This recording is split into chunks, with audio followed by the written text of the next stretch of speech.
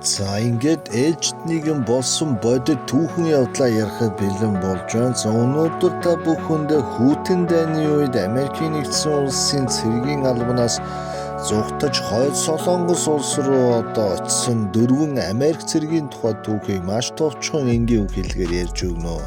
За хүйтэн дайн гэдгийг бол та бүхэн мэднэ. За хоёр Солонгосын дайныг бол бас хөрхөн гадралж байгаа байх. За ямар ч байсан Америкийн нэгдсэн улсын дэмжлэгтэй өмнөд Солонгосын болон хойд Солонгосын хоёр хилийн голоор цэрэггүй бус буюу маш өндөр харуул хамгаалттай ийм хамгаалтын бүс зооныг бол байгуулсныг та бүхэн бол мэдж байгаа. За түр гал зогсоох гэрээний дагуу энэхүү байрлалыг хоёр талаас өнөөдөр бэхжүүлээд дэлхий дээр хамгийн өндөр хамгаалагдсан хамгийн амар минжүүлсэн талбай энэ бүс нутгаар бол дайран өнгөрдөг. За энэ нутгуудад цэргийн алба хааж байсан Америкийн нэгдсэн улсын цэргүүд 1960-аад онд бас ганц нэгээрээ бас ингэж зугтаж хойд Солонгосын нутаг дэвсгэр рүү нэвтэрч тэнд очиж бас бууж өгч тэндээ бас үрд үлдсэн тийм тохиолдлууд бол байдаг. За хамгийн сүүлд сая 3 жилийн өмнө лөө 2 жилийн өмнө бас нэг ийм тохиолдол гарсан. За тэр бол цэргийн албантай гэмт хэрэгт холбогдоод шоронгийндан орохгүй тул зугтсан гэдэг тийм ерөнхий тийм мэдээлэл байдаг. Энэ дөрвөн цэрэг ямар учиртай юм бэ гэдгийг та бүхэндээ ярьж өгье.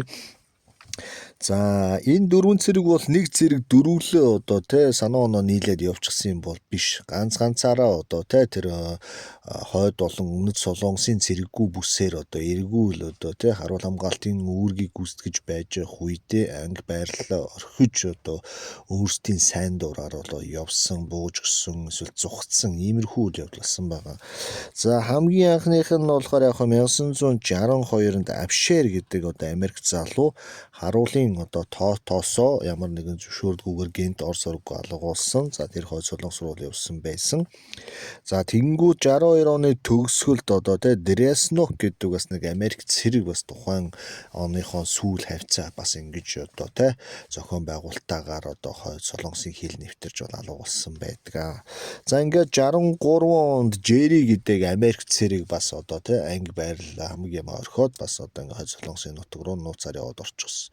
За ингээд яагаад ингээд 61, 62, 63 онуудад ийм болоод байсан юм бэ гэхээр хүйтэн дайн, дээрэс нь Вьетнамын дайн болж исэн учраас хойд Солонгос бол өмнөд Солонгосын цэрэггүй бүсэд байгаа Америк цэргүүдийг бас цааш нь Вьетнам руу зөөвөрлөж тэнд дайн тулдаанд оруулж исэн учраас энэ бүх зүйлээс бас айж исэн цэргийн үйл ажиллагаанаас шантарсан янз янзын хувийн болон хувьсгалын шалтгаанаас олж хүмүүс хойд Солонгос руу зугтж исэн юм тохиолдлууд бол байдаг. За өмнөд Солонгосын цэргээс зугтсан байгаа, хойд Солонгосын цэргээс урагшаагаа зугтсан байдаг гэх мэт янз янзын түүхүүд бол байдаг. За ингээд энэ гуравч нь ингээд тэнд хойд Солонгост очоод байж идэл 1965 онд Женкинс гэдэг Америк цэрэг бас анги байрлал орхиж хойд Солонгосын нутагт очисон байдаг. Яг нь 62, 63 онуудад цэрэг ингээд алга болоод хоошоо урагшаа яваад байсан учраас харуул хамгаалтыг нэмэгдүүл хамтарч гарч байгаа цэргүүдийг бөөнд нь буулгах ээлж солилцох нэлээ бас нарийн төвхтэй тактикийн аргуудыг бол барьж эхэлсэн учраас 65 оноос хойш ерөнхийдөө Америкийн цэргүүд хоошоогоо ахиж зугтах ч гэдэг юм тиймэрхүү үйлдэлүүдийг бол гаргаж чадаагүй байгаа. За тэгээд энэ Женкинс гэдэг хүн ямар ч байсан 65 онд очиход нөгөө 3 айл хэдийн ирээд 2-3 жил болчихсон. Хойд Солонгосын дахин нийгэмшүүлэх төвд нэгэн жижигхэн камерт газраар наар дэвсээ тэн дээрээ бас жижигхэн нэмгэн хүнжил нөмрөөд унтж идэг маягтай байсан. За ингээд Женкинс жаваад очисон дөрүүлээд нэг сайхан өрөөнд байсан. За ингээд очиход бол яхахгүй Дреснок гэдэг анх ирж исэн цэргүүдийн нэг нь энэ дөрвийг ахалж хойд Солонгосуудын өмнө рапорт өгдөг. Ерөнхийдөө нэг салааны ч гэдэг юм уу захирагч маягаар ингээд томилогдчихсон. Солонгос хэл сураа тэр цэцмаа Ким Ир Сений нам төрийн намтраар хувьсгалын үзэл баримтлал энэ бүх зүйлийг цээжлээд байж исэн байдаг. За ингээд Женкинс очсон Дреснок Жохов өөрийнхөө бүлэгт авсан. За 4 Америк цэргийг хойд Солонгосчууд шууд одоо те сум зоогоод газар унгачаагүй ямар ч хэлсэн одоо дахин нийгэмшүүлэх одоо тийм ажиллагаанд оруулж өдрийн 16 цагийн турш одоо мөрийн хөтөлбөр намтар түүх одоо те онол практикийн тийм хичээлүүдийг одоо системтэйгээр их авч ирсэн. За хажуугаар нь солонгос хэл одоо үзэж исэн байдаг. За ямар ч үсэн ингээд өдрийн 10-аас 16 цагийн одоо бэлтгэл үйл ажиллагаанд 7 өдрийн 6 өдөр явна. За тэгээд 7 өдрийн 6 өдрөө хийгээд хэрэг авж байгаа дүнгууд нь муу байх юм бол бүтэнсээ өдөр бас 10 цагийн нэмэлт давтлах хичээлүүдийг бас орж исэн байгаа. Тэгэхээр энэ дүр бол ерөнхийдөө асар их хэмжээний одоо ийм шахуу хөтөлбөртэйгээр одоо энэ дахин нийгэмших ийм үйл ажиллагаанд орж исэн. За тэгээд энэ дөрвчийг сонирхолтой. За тэгээд мэдээж одоо энэ дөрвөө өдөртөө те салааны захирагчлал дээрээс нөхөн те энэ гурвыгаа бас цэргийн маягаар бас барьж исэн байдаг. За зодож нүдхээс гисүүлэл те одоо яадгийн те одоо юм уу хийлгээд ингээд өөрийнхөө хувийн болон хувьсгалын ажлуудыг хийлэгдэг. За ингээд хин нэг нь унах юм бол дөрвөлээ бас шийтгэл энэ төр авч исэн ийм тохиолдлууд бол байгаад. Энэ дээрээс нөх гэдэг нөхөр бол яг их хөдөлгөөнтэй нөхрөлдөө ерөнхийдөө нэлээд сэргэлэн одоо энэ цаваа ийм байсан учраас одоо хойд солонгосчууд ажиглаад энэ нөхрийг одоо энэ бүлгийн одоо удирдагчаар бол томилсон. Энэ нь бол санамсаргүй зүйл байгаагүй. За дээрээс нь гэдэг хүн бол яг 17 настай анхны хайртайгаа уулзраад тэгээд 18 наснда анхны одоо те хурим найраа хийгээд одоо те 18 настайдаа одоо ингээ их нэртэй болсон. За ингээд байж идэл цэргийн зарлан ирээд одоо түүнийг тухайн үеийн баруун Герман руу одоо те Америкийн цэргийн байрлалд одоо ингээд авэдсэн байдаг. За ингээд Америкийн цэргийн байрлалд ирээд одоо те янз янзын одоо цэргүүдтэй хил ам уулзгаад янз янзаар үзээд байжсэн. Тэр дунд нь одоо нэг дурсамж байдаг гэж байгаа. Шүд угаадаг сой зөгчөө танкийг бүтэн одоо те бүх гадаргуу дотн гаднагуу сайхан цэмбит угаагаа цэвэрлэх гэж одоо тийм тушаалыг дээрээс өгч ийсэн энэ гэж байна. Гэх мэтийн одоо янз янзын шогломтой те юм дапантай юм юмд орж одоо Дреснок их ууралж исэн гэж байна. Тэгээ өөрөө бас нэг залуу хүүхдүүдээс нь бас те ажил төрөл мэдэхгүй байсан учраас иймэрхүү одоо даалгаврыг гүйцэтгэхэд бол хэцүү байсан. За яг тэгээ байж л нэг 18-таад нь суусан ихнэр нь те салах өргөдлөө яг тухайн Хойд Виржиниад байлгүй да те Хойд Виржиниагийн шүүхэд бол гаргаад өгчихсэн мэдээг бол авсан. Тэгэхээр Дреснок гэдэг нөхөр цэрэгт явсан биш бүр хамаг юм алдчих. Анхны яриач алдлаа, анхны явгаагаа ч алдлаа. Дээрээс нь одоо те ингээд цэргийн одоо аж ахуйн ажилд нухлагдаад ерөнхийдөө нэлээд одоо хэцүү тэрцмээ орогдог ч юм уу энэ гэж бодож явах үед нь одоо баруун Германд байсан Америкийн цэргийн зарим одоо те бүлэглүүдийг хойд солонгос одоо өмнө солонгосын хилийн дагуух одоо хамгаалтын үйл ажиллагаанд татан оролцуулах тийм найруулгын ажлыг хийдэг. За энэ үед Дреснок одоо албан хүчээр гинт ачигдаж одоо өмнөд солонгосод очисон байдаг. За Америк гэдэг газраасаа бүр хол одоо ингээд Азийн нэг улсад ирээд Дреснок ч бүр стресстэй одоо те ингээд байжсэн. За эндээс нь тун удахгүй бас Вьетнам руу очиж магадгүй тийм одоо дохио болтох үед гарч ирсэн байгаа бах. За тэнгуут л одоо Дреснок ерөнхийдөө шууд одоо те энэ бүх зүйлийг хаяа те одоо ингээд өөр маягаар амьдрах гад хойд солонгос руу зугтаж явсан байдгийн бэ лээ. Тэг ямар ч байсан цэргийн архив түүх мэдээнд бол энэ дөрв бол те анги байрлал хаяж явсан цэргийн гэмт хэрэгтэн гэдэг утгаараа бас одоо бүртгэгддэг. За тэгээ яг ийм экзэгтэй үед буюу хүйтэн дайны үед ингэж анги байрлал хаяж явах юм бол ерөнхийдөө тэмцэгнээд байхгүй шууд одоо буудан алах ял тухайн үедээ байдаг. Одоо ч гэсэн байдаг. Тэгээд ямар ч байсан ингээд Дреснок ингээд зүхтаад явчихсан 62 онд очиод хойд солонгосод бас ирчихсэн байсан дөрвөн одоо найзуудтайгаа хамтдаа ингээ амьдрахаас гадна өөрөөнийхөө бас те урган атман энэ төр болоод ингээ нөгөө үедээ бас чиглүүлээ сургалт хүмүүжлийн хариуцсан. Дээрээс нь эднэр дээр чинь улс төрийн одоо чиглүүлэгч гэдэг нэртэй хойд солонгос хүн бас нэмэгдэж орж ирээ те ингээ тавуулаа хамт хоригддаг юм байсан гэж байна. Тэгээд Jenkins гэдэг одоо 65 онд ирсэн энэ нөхрийг бол одоо энэ Dresnok бол нэлээд их зодож нүддэг те одоо тэгээ янз янзаар илдвэр хилдэг юм байсан гэж байна. Тэгээ ингээд Jenkins одоо энэ дөрөвтэйгоо ингэж одоо хойд солонгосод одоо тийм арай дээр орчинд амьдрна гэж бодсон болож эсэргээрээ хоолундгүй хүүтэн юу яах нь мэддэхгүй ийм орчинд байсан учраас энэ дөрөв бас хорыг найруулсан байгаа. За улс төрийн орлогч нь бол мэдээж амралтын өдөр явчихна. Бусад үед нь хичээл заагаад энэ дөрвийг хариуцдаг одоо тийм хүн байсан учраас яг ийм нарийн ширээ юм бол мэдэж чадаагүй. Тэгээ энэ дөрөв яасан бэ гэхээр одоо хоорондоо ярьж байгаад одоо хойд солонгосод байдаг тэр зам Пинянд одоо зөвлөлт холбоотуулсан элчин сайдын яамн дээр очиж улс төрийн цагаач хүсье гэдэг тийм санааг бол дөрвөлээ гаргасан байгаа. За дөрвөлээ санаа оноо нийлээд одоо тэ 1966 оны нэг өглөө тэ дөрвөлээ хамт одоо Пинянд байдаг зөвлөлт холбоотуулсан элчин сайдын яам руу яваад очсон байна. За яваад очиход одоо үүдэнд нь хойд солонгосын цагдаагийнхан болон дотоодыг аюулаас хамгаалахын бол одоо хяналт шалгалт хийгээ зогсож ирсэн. За энэ дөрөв нэг Америк нөхөрчин бол яг ингээ гаднах харагдах байдлаараа бол нэг орс хүн шиг харагдсан гэж байгаа. За тэгээ эхний шалгалт шүүлгийг бол аятайхан даваад бүр сүүлдээ тэр постуудыг тойрч явсаар байгаад бүр зөвлөлт холбоотуулсан элчин сайдын яамны хашаан дотор ороод ирсэн гэж байна. За ингээ орж ирээд ингээд байж итэл одоо зөвлөлтийн талын одоо ажилчдаа тий гарч ирээд ямар хүмүүс яах вүлээ гэдэг ингээ ярьсан чинь орсоор ярьж чадахгүй шууд Америкээр одоо тий Америкийн инглишээр эренгуут л орсууд ойлгосон гэж байна. Өөрөөр хэлбэл хойд солонгосын талд одоо цагаачилж явж исэн одоо ийм дөрвөн Америк цэрэг зөвлөлт холбоотуулсаас цагаач үссэн.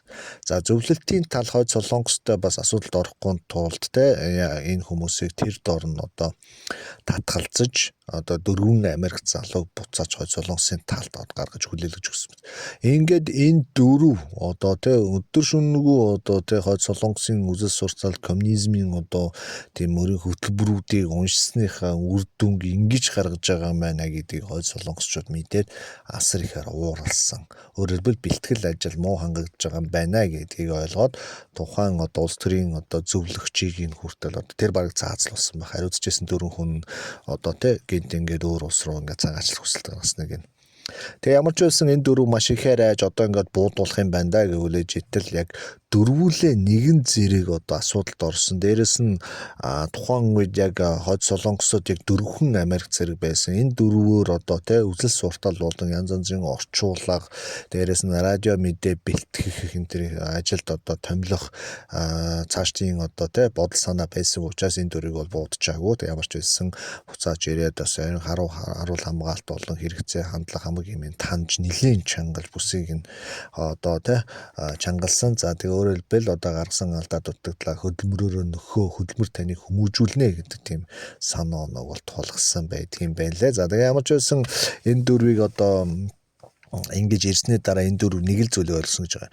Хэрвээ бид нэг нэгээрээ ямар нэгэн асуудалд оролцох юм бол нохоо шиг буудуулна. Дөрвүүлээ гэх юм бол дөрвөлнгийн нэг зэрэг буудчих тийм эзэг гарч болохгүй учраас одоо юу гэдэг энэ дөрөв амьдаараа хойд солонгос хэрэгтэй учраас одоо ингээд зарим зүйлийг ингээд өршөөс юм байна гэдгийг л ойлгосон байгаа. Тэгээ орсон ч гарсан ч дөрвөлээ хамт явдаг болсон гэж үүнээс биш.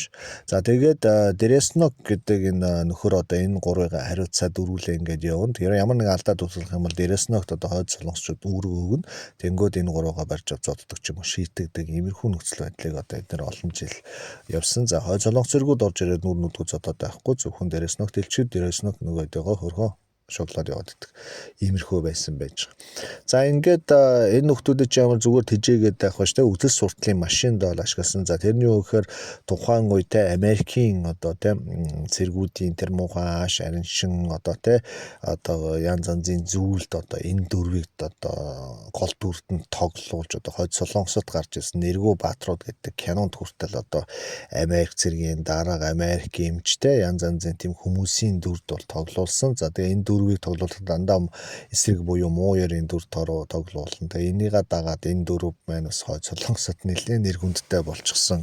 Одоо янз янзын улаан болон одоо сумын төвийн байруудад киногаар энэ дөрвөл одоо алж чадна гэл шүл самаа өсчүүлээл хүн ингээ явж байгаа тийм дүрийг их чадварлаг бүтээдэг тийм үйл ажиллагаанд орсон. За кино жүжигчин болохоос гадна одоо энэ дөрвчин бас одоо Пинянд байдаг улсын их сургуульд одоо англи хэлний багш маягаар одоо бас хичээл орж оюутнуудад Америкийн English тэрийг бол нэлээд сайн зааж исэн гэдэг. Тэгээ тэр сурагч сонсогч нароос нь бас одоо англи хэлтэй болчихно гэдэг чинь юу яана гэсэн үхээр одоо гадаад болон дотоод эсвэл сөрөг тагнуулын албанд одоо эдгээр англи хэлтэй өндөр мэргэжлийн бэлтгэсэн тагнуулуудаа бол иш тийш нь явуулж ирсэн байх. Ямар ч байсан сургалт үйлчилгээ тал дээр энэ дөрвөн одоо Америк цэргийг нэлээд үр дүнтэй ашиглаж тэр тусмаа одоо цэрэггүй бүсийн нутгуудаар одоо тий радио бичлэгүүдийг хийх одоо тэр одоо ажилд эдгээр залуучуудыг яг American English-ээр нь яриулж одоо хэлийн цаана Америк цэргүүдийн сэтгэл санаа хөдөлгөх одоо тий одоо оргон босгуулах янз янзын тийм одоо хоттой үйл ажиллагаанууд ашиглаж ирсэн гэж. За ингээд энэ дөрвчин жоохон амьдарч ирсэн. За ингээд удалгүй те одоо хийсэн гим нүглээ одоо тэ өөрсдийнхөө хөдөлмөр хичээл зүтгэл одоо хичээл номоороо баталсан учраас 72 онд одоо дөрвөлөнд нь одоо хойд солонгосын иргэншлийг буюу паспортыг өгсөн байдаг. За ингээд паспортоо босуу учраас одоо цэргийн болон одоо тийм тусгай хамгаалагдсан объектоос гарч энгийн одоо солонгос хүн шиг одоо орон сууцнд амьдрах тийм эрхээр хангагдаж энэ дөрөв бас те ингээд ажил төрөлтөөгөө ойрхон одоо иймэрхүү ажиллагаанд орсон. Дээрээс нь одоо авгаа хүүхэд авах тийм эрхүүд нь бол нэгдсэн. Тэгээд хэр оргийн хүн бас энтэй ч ирээ суучихгүй учраас нам төрийн болон одоо тий хойд солонгосын одоо тагнуулын албаныхны нэлийн одоо шүүсэн бэлтгэсэн хүмүүстэй бас харьцуул суулгаж исэн юм тохиолдлууд байдсан байлаа. Тэр тусмаа энэ Авшер гэдэг одоо энэ дөрвөөс хамгийн залуухан одоо тий хамгийн даруухан одоо хүний үгээр байдаг залуу гэхэд жишээлбэл одоо хойд солонгосынхны санал болгосон Таиланд хүүхэнтэй сууж ирсэн. Юун Таиланд хүүхэн анаас гараад ирвээ судалсан чинь бас одоо энэ тэнд байсан одоо Таиланд хүүхний хойдуудад хулгайлж одоо хойд солонгос тавцраад тэндээ бас дахин нийгэмшүүлж байж явах үедээ Америк Авшертай бас ингэж ойртол суулгасан байдгийн байлээ. За Джерри энэ төр бол одоо тэндээ бас өөрөөсөө хуантандаа суусан. Би ч нэрийг хэлэг байгаа маа дөрвөн хүн гээд Авшер, Джерри, Дреснок, Дженкинс гэдэг ингээд дөрвөн одоо Америк залуу байдаг. Тэгээд Дреснок бол яг 2-3 удаа хуантандаа суусан. Дандаа солонгос бүсгүйчүүдтэй суусан. Дженкинс болохоор гадаад буюу одоо Япон хүүхэнтэй суусан. Тэр 78 онд одоо Японоос хулгайлагдаж ирсэн бас нэг Саго гэдэг эмэгтэйтэй бас энэ хоёрыг үзэл сурталын хичээл дээр байж байхад нь танилцуулж тэгээ энэ хоёр цаашдаа амьдрал эхэлсэн байдгийн байлээ. Тэгээ ямар ч байсан дундаас хоёр хүүхэд мөхтэй болоод ингээд амьдрал ахуй нь бол цааш өргөж мэдээж энэ дөрвчин тэгээд дөрүлээ пассворттой болцсон учраас энгийн хойд солонгос хүний амьдралаар бас амьдарч ажил төрлөж 5-10 цаас олно. За тэгээд яг хөө бүх юм бос сайхан болохгүй ягаад гэвэл тухайн үеийн нийгэм өлсгөлөн хүүтэн гэрэл цэглэгаан гэдэг өчнөө зүйлээ дутмаг байдаг учраас дөрвөн Америк залуу бас эдээшээ дасаад тэндээ амьдрахад бол үнэхээр хэцүү. Тэгээ угаасаа 66 он тэр Оросын элчингээс буцаагдаж ирэх үедээ ерөнхийдөө ойлгосон гэж байгаа. За эндээс одоо явж угаасаа чадахгүй маань. Тэгэхээр эндээ дасан зогцохоос өөр ямар ч аргагүй болсон юм байна гэдгээр ойлгосон байгаа. Энэ дөрвөөс тэр Дреснок буюу одоо энэ дөрвийг толгоолж ийсэн Америк бол ерөнхийдөө энийг маш их ойлгосон учраас хойд солонгосчуудын одоо хийсэн бүх зүйлийг бол агштай биелүүлдэг тийм хүн болсон. За ингээ пассвортаа авсан учраас эдгээр чинь ингээд ойролцоо тийм орон сууцнуудад өөрсдийнхөө эхнэр хүүхдүүдтэй ингээ амьдарч исэн байдаг. За тэгээ хамгийн даруухан буюу Авшер нь 1983 онд одоо нэгэн шөнө одоо гинт зүрхний шигдээсээр одоо өвдөж одоо тэр шөндөө нэлээд сандрагсан. За ингээд одоо түүний ихнэр Таиланд хүүхэн хажуудлын байрлал гүйж Дреснокийн хаалгыг нүдээ. Тэгээд Дреснок гүйж ирээд одоо Авшер туслах гэсэн боловч аль хэдийн зүрхний шигдээс нь одоо болгоод өнгөрчихсөн ерөнхийдөө ингээд навсарцсан байдалтай байж исэн байдаг. За ингээд улсын зардлаар одоо Авшерийг сайхан оршуулад ингээд энэ дөрвийн амьдрал одоо ингээ 3 болж одоо буурж байгаа. За ингээ байж итэл одоо 90 он болоод Солонгос улсад бас өсөглөн энэ төр болоод бүхэл хүнд хэцүү үеийг өр хүүхдтэйгээ бөөндөө ингээ даван туулаад тэндээсээ цааш Америк явах гэсэн ямар ч боломж явахгүй бүгд хойд солонгосын пассворттай болцсон учраас тэгээд эндээ өөрсдийнхөө ажлыг хийгээг сургуулиас англи хэлний хичээл заагаад явж исэн.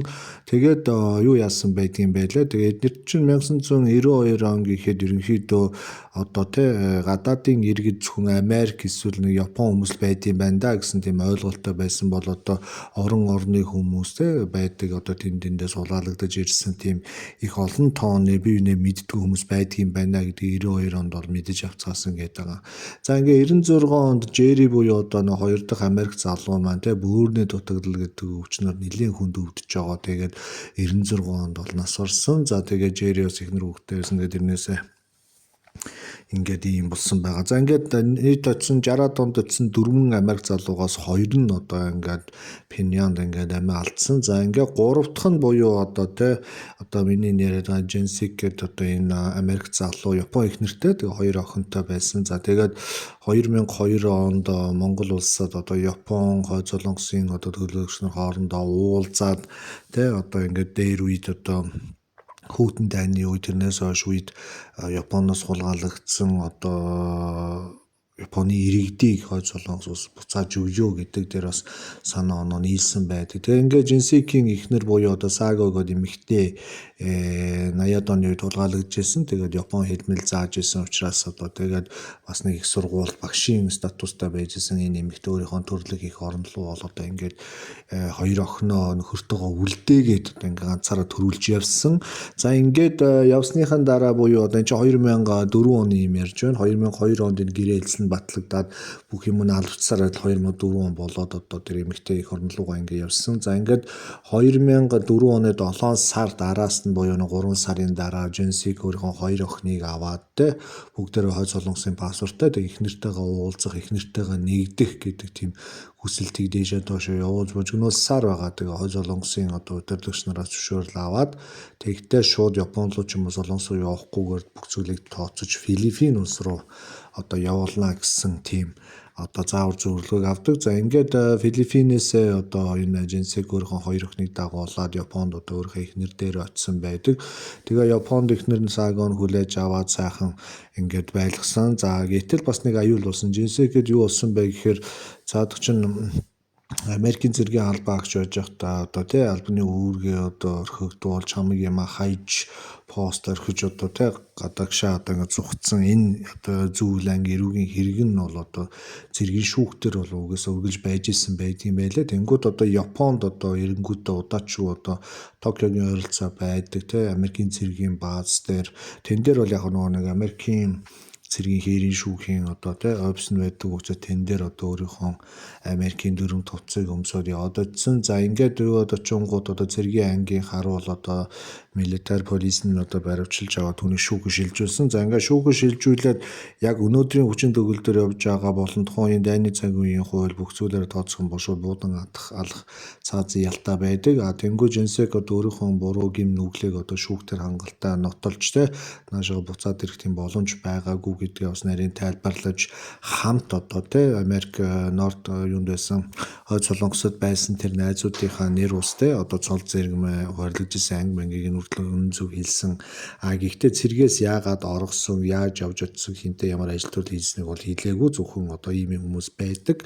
Тэгээ хоёр хүн маань ингээд насварсан одоо нэг хүн буюу одоо манай салаг одоо манай өөрөө хариуцчихсэн том дараа хүн маань одоо ингээд үлдсэн. Би одоо их нэрээ дагаад ингээд Японд ирсэн. За тэгээ ингээд шүүхээр орж ийнө гэж хэлсэн. За тэгээ өөрөө их орноос урвсан хэрэгтэй бас нэлээд хүнд ялз юм одоо хүртэж байгаа учраас өөрөө тэрийг энэ олон жилийн турш сэтгэлдээ тээж явж байсан. Тэгээд Америкийн шүүхийн өмнө тэр цон цэргийн шүүхийн өмнө орж бүх нүглээ намжуулсан.